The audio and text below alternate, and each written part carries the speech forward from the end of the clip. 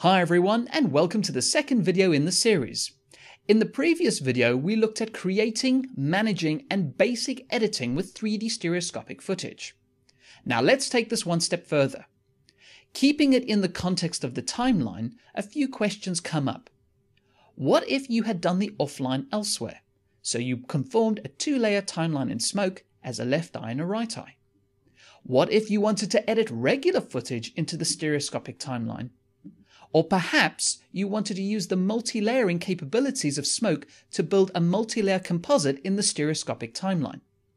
Remember your stereoscopic anaglyph glasses, and we'll get started. As in the previous video, you saw how we could make a stereoscopic clip on the desktop by combining two clips together. Another scenario you could be faced with is loading a conformed timeline with two layers. Layer 1 would have the right eye, and layer 2 would be the left eye. So instead of splitting each layer out to be a separate clip, you can select the layers in the timeline by holding down the Control key on the keyboard and clicking the Layer Selection button to the left of the timeline.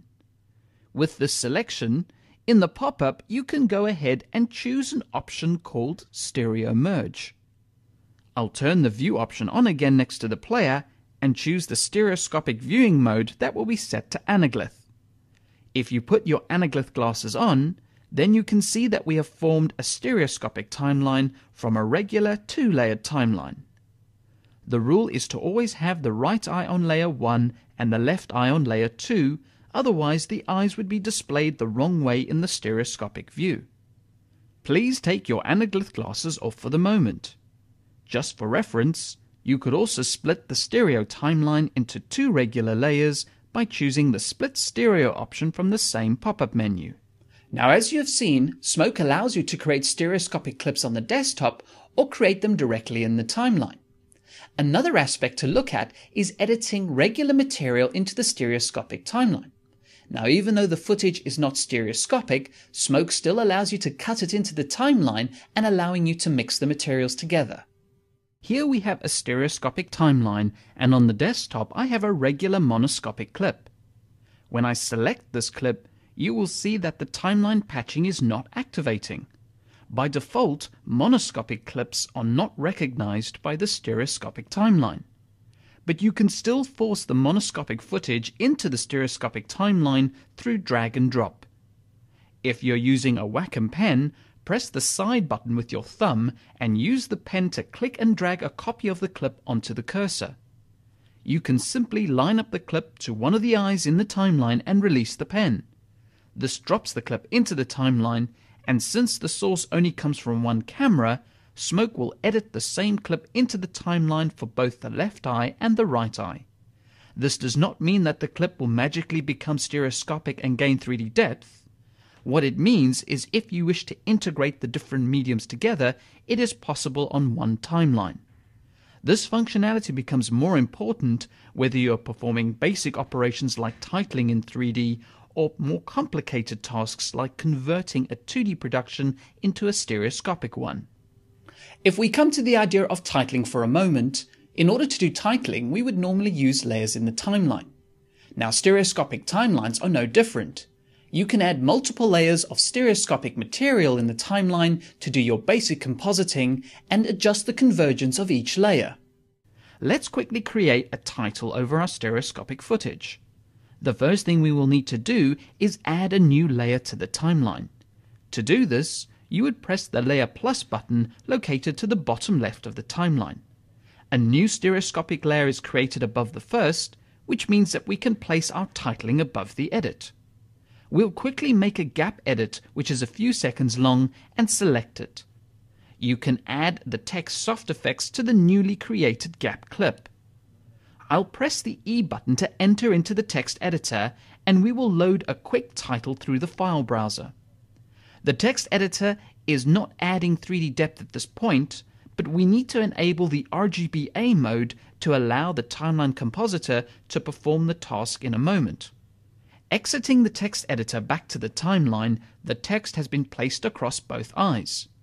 If you put on your stereoscopic anaglyph glasses, you will note that the text is sitting at 0 parallax or flat on your screen.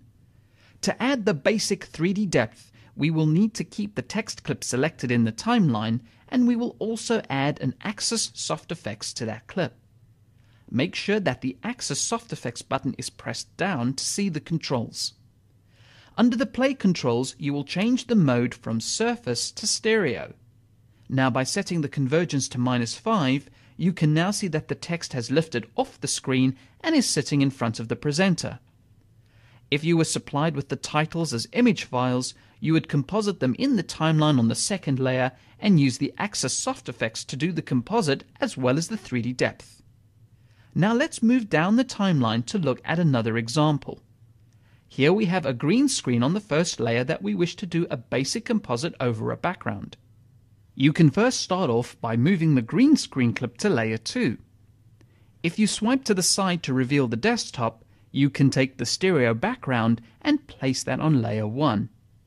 So you can now see that we have a layer 1 for the right eye and the left eye, and a layer 2 for the right eye and the left eye.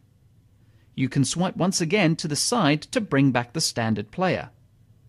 Select the green screen shot, and you can choose the Axis Soft Effects once more and press the E button to enter into the Axis Editor. One thing to point out is that the Axis Editor effect is being applied to both eyes, but currently we can only see one of the eyes.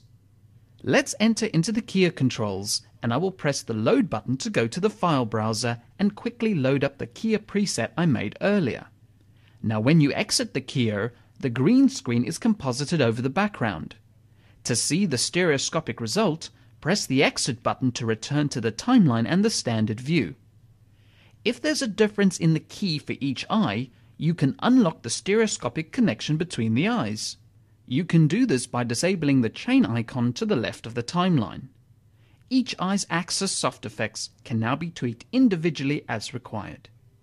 Remember, you can also adjust the convergence setting of the stereoscopic material by using the convergence slider I showed you earlier on in the video. In the next session, we'll be looking at Smoke's main 3D compositor called Action. We'll be looking at stereo objects, stereoscopic camera rigs, lighting, as well as creating lens flares in the 3D stereoscopic environment. That and much more to come. Thanks for watching, and I'll see you again in the next session.